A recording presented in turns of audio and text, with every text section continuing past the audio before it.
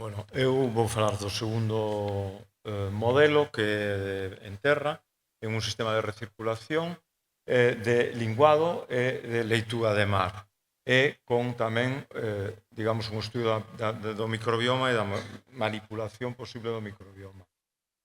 Básicamente, posiblemente coñecedes que un sistema RAS é un sistema no que é un circuito cerrado onde leva un biofiltro que se ocupa de oxidar o de consumir, fundamentalmente de oxidar o nitróxeno que producen os peixes en forma de amonio. Entón, acoplarlle un sistema de algas o que permite biofiltrar, reducir os niveis fundamentalmente de nitróxeno e fósforo, producir algas que poden ter unha calidad alimentaria e nós o que queríamos tamén saber é a que efecto podía ter eso sobre o microbioma, sobre o control de enfermedades no sistema e que efecto podía ter nos peixes, porque é certo que a veces se intentara convencer os produtores en implementar sistemas IMTA, pois con algas, pois eles o que din é, bueno, pero isto sácame fora do meu, digamos, modelo de negocio. Pero se lles convences que os peixes que van a ter un nivel sanitario mellor, van a crecer mellor, van a producir máis ou van ter parámetros de benestar mellores, xa lles empeza a interesar máis.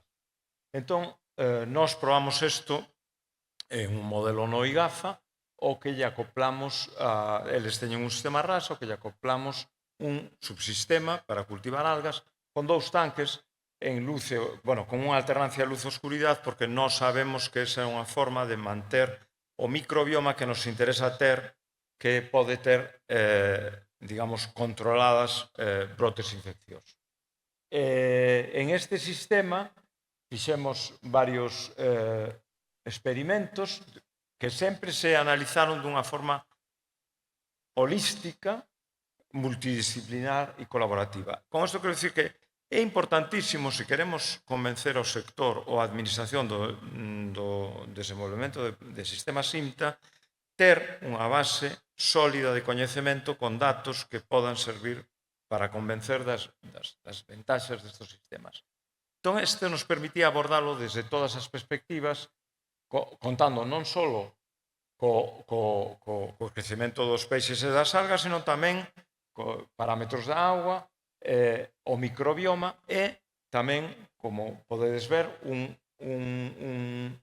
paquete de traballo de modelado dos sistemas que tamén se desenvolveu no marco do programa de Ciencias Mariñas. En ese programa abrimos tamén todas estas colaboraciones con outras institucións que nos permitiron, a partir deses experimentos que se fixeron no programa, ter unha visión desde todos estes ángulos que dixen. Bueno, aquí rapidamente os resultados. Vemos que en canto conectamos as algas a un sistema RAS hai unha reducción rápida e efectiva dos niveles de nitratos e de fosfatos. Este é, digamos, o aspecto que buscamos de biofiltración. Podemos producir, estes son o cosechado, a colleita semanal de ulva, podemos ter unha produción constante de ulva con unha tasa de crecimiento elevada e que, bueno, é lixeiramente máis elevada que un sistema de cultivo normal con medio de cultivo de ulva e o que sí é moi interesante que ten un contenido en proteína maior que a producimos con un medio sintético e tamén en grasas e cinzas. Vemos que o contenido en ácidos graxos poliinsaturados é algo menor que os medios sintéticos e aí posiblemente teñamos que adaptar o sistema de cultivo para optimizar eses parámetros con aspectos ambientais. E no aspecto do microbioma tamén vemos que a introducción das algas modifica tanto o microbioma da auga como o exterior dos peixes, posiblemente causa tamén da modificación da auga. Tamén aparecen diferencias no biofiltro e no biofilm que aparecen nas tanques dos peixes, pero, bueno, a mucosa intestinal máis ou menos vemos que é máis dispersa nos sistemas RAS, hai máis dispersión, máis variabilidade, e nos IMTA parece que son máis parecidos, pero en calquera caso parece que se conserva, non vemos dous grupos significativamente diferentes. Que quere dicir isto? Bueno, pois que ainda que mantendo ese microbioma intestinal constante, sí que o microbioma externo pode ser diferente e iso pode prevenir episodios de infeccións. Ahora estamos investigando que grupos bacterianos son os que cambian e xa sabemos que, por exemplo, cando introducimos as algas, as bacterias do xénero Tenaciaculum disminúen no sistema, que son bastante relevantes para o cultivo de linguado.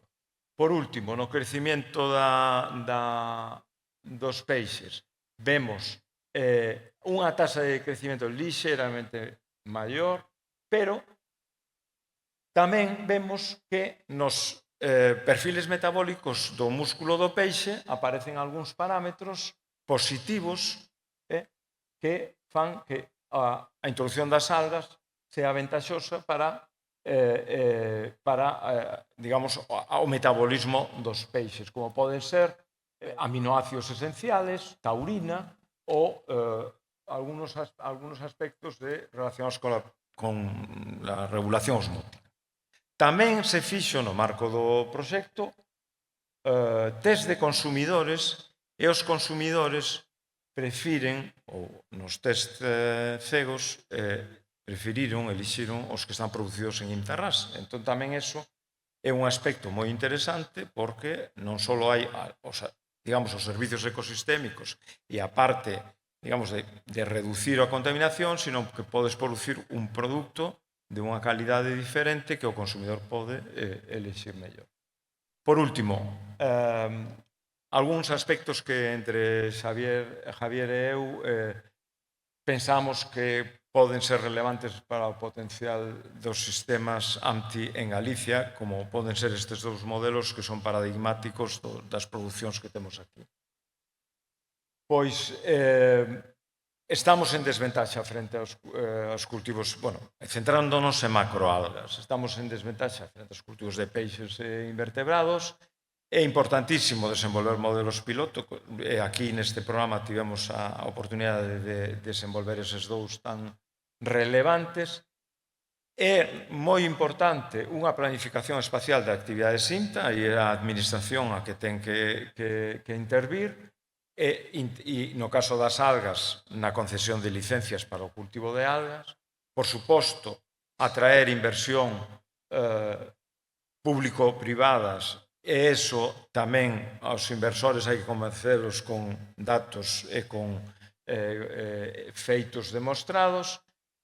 Outra, posiblemente, sería crear redes de partes interesadas, de xente que este traballando en algas e empresa e investigación.